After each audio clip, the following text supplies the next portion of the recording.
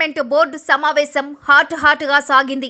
బోర్డుకు నిధులు ఏ విధంగా సమకూర్చుకోవాలి, ప్రజలకు కావలసిన అవసరాలను ఏ విధంగా తీర్చాలి అన్న అంశాలను తెర మీదకు తీసుకురావడం ప్రత్యేకం కాగా, జీహెచ్ఎంసీలో అమలు చేస్తున్న building regularization scheme, building penalization scheme ని కంటోన్మెంట్ బోర్డులో అమలు చేయాలని బోర్డు సివిల్ నామినేటెడ్ సభ్యుడు రామకృష్ణ ప్రస్తావించగా, ఆర్మీ భద్రత సందర్భంగా ఇవి అమలు చేయడం కుదరదని స్పష్టం చేశారు సీఈఓ మధుకర్ నాయక్.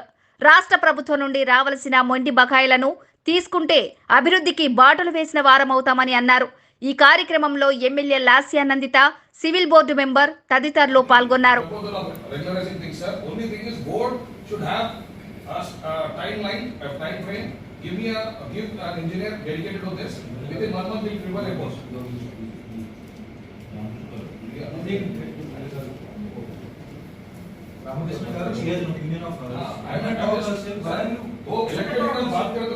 वाटर